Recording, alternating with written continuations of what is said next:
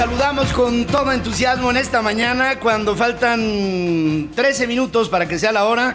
Estamos empezando una jornada más aquí en la primera emisión Central FM Equilibrio. Hoy es martes 18 de junio del año 2019. Hoy celebramos a San Marcos de Roma y a San Marcelino, también de la misma ciudad, la ciudad de las 7 colinas.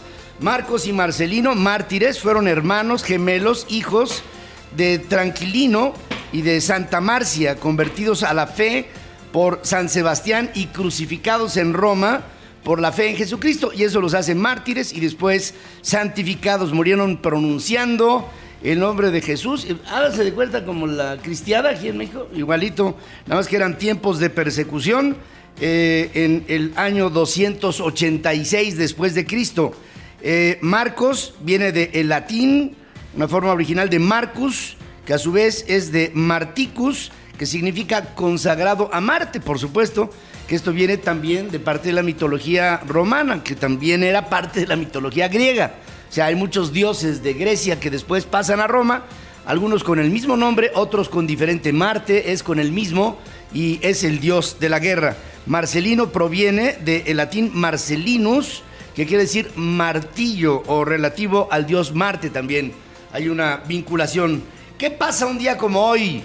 Bueno, el año 1783 llega simultáneamente a París, en Francia, a Turín y a Padua, en Italia, una nube ácida proveniente de un volcán, el Laki, en Islandia. Explotó el 8 de junio y tuvo constantes erupciones, pero en los años siguientes causó una gran hambruna que dejó un saldo de 6 millones de muertes en todo el mundo. Se ha descrito como una de las mayores catástrofes medioambientales en la historia de Europa. Un día como hoy, 1783, empezaron a llegar los primeros efluvios de la erupción del Laki, y con ello vino una enorme, imagínense, 6 millones de personas, son muchas en donde quiera, pero hablamos del siglo XVIII, ¿no? En 1783 esto, fíjense, además les quise resaltar este momento histórico porque es poco conocido. Realmente nadie sabe que en 1783 hubo por una erupción de un volcán, vino la muerte de tanta y tanta gente en Europa. En 1812 Estados Unidos declara la guerra al Reino Unido porque se estaba metiendo en 2 territorios. Había un plan después de la independencia de las colonias noreste de los Estados Unidos que empezaron a conformar el país, y el plan era perfecto. Lo que querían era la conformación de un enorme rectángulo que acabó siendo Estados Unidos, de costa a costa y de frontera a frontera, y el Reino Unido se metía en los planes cuando estaban incursionando en la Luisiana, que había sido primero francesa, y en la Florida, que también lo fue. Los dos fueron territorios franceses, después pasaron al Reino Unido, y los Estados Unidos, lo que era Estados Unidos en aquel tiempo, le declara la guerra al Reino Unido porque no lo quería en el continente americano. En 1815, en la batalla de Waterloo, las tropas napoleónicas son derrotadas, por lo que Napoleón Bonaparte tiene que renunciar al trono por segunda ocasión. La vida de Napoleón fue, digna de muchas novelas, ¿no? Muchísimas, pero fue un hombre que se supo reinventar, que supo recuperarse de la adversidad, a veces con amargura, a veces con valor, pero siempre con una profunda tenacidad. En 1884 se otorgó la primera concesión de servicio telefónico a la compañía, se llamaba Compañía Mexicana. Fíjense, en aquel a mis padres todavía les tocó. Esto fue en 1884. Para 1943, tú te encontrabas en la calle con alguien y decías, oye, ¿tienes teléfono? Así le dijo mi padre a mi madre, y entonces le dijo, sí. ¿Y qué es? ¿Ericsson o Telefónica Mexicana? Porque o era de un circuito o era del otro. Y si tenías Ericsson, no te podías comunicar con los de Telefónica Mexicana y viceversa. Entonces decían, no, pues es mexicana y es el tal número. Ah, yo también tengo mexicana. Y entonces ya se empezaron a hablar y aquí estoy. Pero, y aquí estoy. Pero el hecho es que había 2 circuitos telefónicos, no solamente en México, en el propio Estados Unidos también hubo una escisión que después obviamente se tuvo que unificar porque los teléfonos no tenían sentido si solamente se comunicaban unos con unos y otros con otros, ¿no? Sí, claro. Entonces, bueno, el hecho es que la compañía telefónica mexicana se instauró en nuestro país en 1884 y fíjense lo que duró, ¿eh? O sea, del 84 a la época que les hablo de mis padres en el 43, pues pasaron 60 años, Sí. en donde había diferentes circuitos para diferentes servicios telefónicos en nuestro país y así pasó en muchas partes del mundo. En 1917 muere Eufemio Zapata Salazar, revolucionario, uno de los jefes zapatistas más importantes de la revolución, hermano, claro, de Emiliano Zapata. Todos conocemos a Emiliano, difícilmente podríamos decir que muchos conocemos a Eufemio. Eufemio fue también un hombre protagónico en la Revolución Mexicana. En 1940, en Inglaterra, Sir Winston Churchill realiza su discurso de lo que se llama The Finest Hour. Este discurso fue famoso porque le advirtió a los ingleses que venía la guerra. Primero, él la trató de evitar a toda costa. Incluso llegó hasta dialogar con el régimen del Tercer Reich de arriba para abajo, de lado a lado. Lo mismo hizo Charles de Gaulle. Trataron de evitar la confrontación con Alemania. Obviamente, la confrontación ya era irremediable. Y en The Finest Hour vino aquel discurso pronunciado por Winston Churchill, en donde habló de "The only thing I can offer you is blood, sweat and tears". Lo único que les puedo ofrecer es sangre, sudor y lágrimas. Y con ello empezó la intervención del Reino Unido en la guerra en contra del Tercer Reich. Lo mismo sucedió, un llamamiento igualito de Charles de Gaulle, que realizó un discurso a través de la BBC de Londres, que sería denominado como el llamamiento del 18 de junio.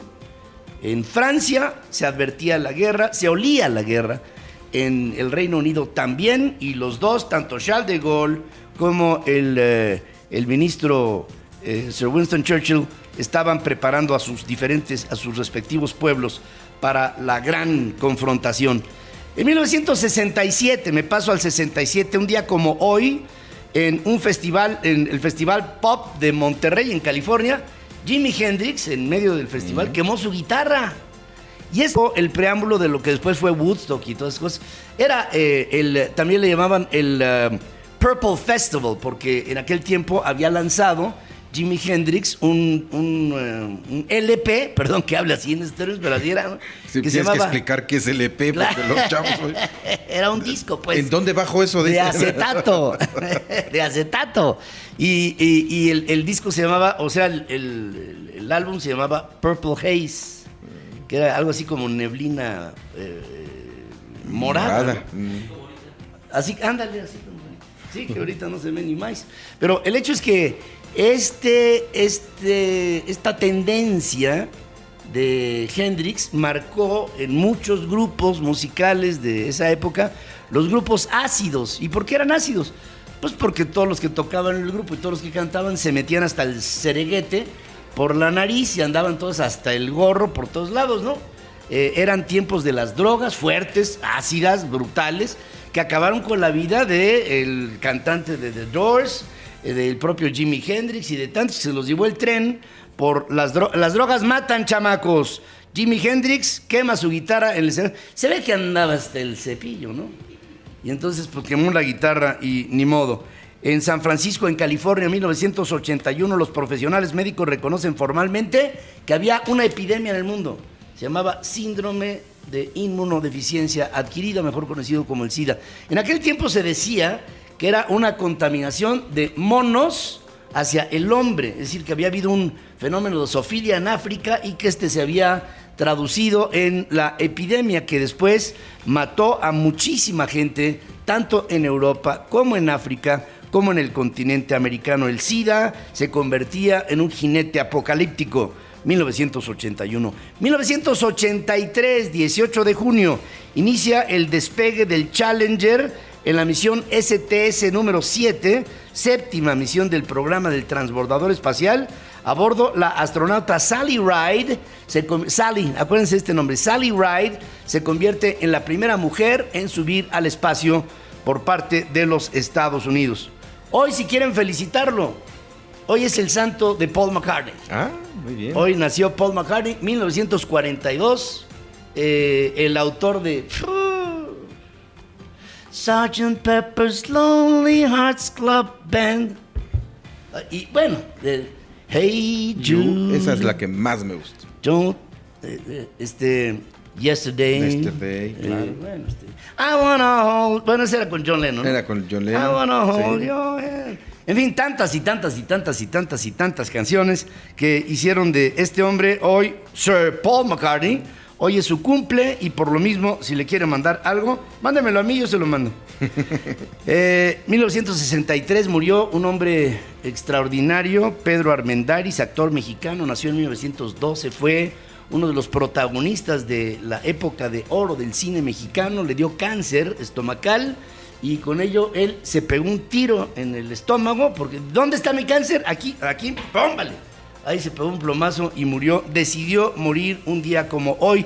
Luego su hijo muere de cáncer también sí. en un ojo. Sí. Hijo. Oye, y además Pedro Armendáriz no yendo con la tendencia de los artistas que era cantar, ¿no? Sí, no. No era un cantante como Jorge Negrete, como Pedro Infante, como Luis Aguilar, sino era un actorazo. Era un actorazo, era un guapete. Sí. Era un guapete. Siempre con la ceja levantada. Que tenía, ¿sabes qué? Tenía la imagen del macho. Sí. El macho mexicano. Ya te vi. Ya te vi. ¿Y sabes qué? Que de aquí no sales. Sí. Y entonces, pues era, era un cuate muy imponente. Sí. Muchos lo describían así cuando lo conocían. Era un tipo imponente. Pedro Armendáriz incluso trascendió al cine norteamericano. Sí. Y bueno, fue un hombre realmente extraordinario. En 1979 muere un escritor mexicano glorioso, nada menos que Rodolfo Sigli. Chéquenlo, es un hombre que vale la pena leerlo y recrearse con él. En 1997 en Camboya se rinde un hombre que para mí es uno de los hombres más deleznables, más repugnantes en la historia del siglo XX, y es nada menos que Pol Pot, líder de los Khmer Rojos, un hombre que condujo el genocidio de por lo menos 6 millones de personas. En Camboya hubo una brutal persecución y este hombre, Pol Pot, fue un tirano brutal, asesino, criminal, intransigente, todo. En fin, es un hombre ignominioso en la historia del siglo XX. En el año 2010, ya para Rubicón, un día como hoy, muere un hombre genial y al mismo tiempo brutalmente amargado. Un hombre chispeante y al mismo tiempo profundo. Me refiero a José Saramago, galardonado en 1998 con el Premio Nobel de Literatura. Un hombre que tenía ideas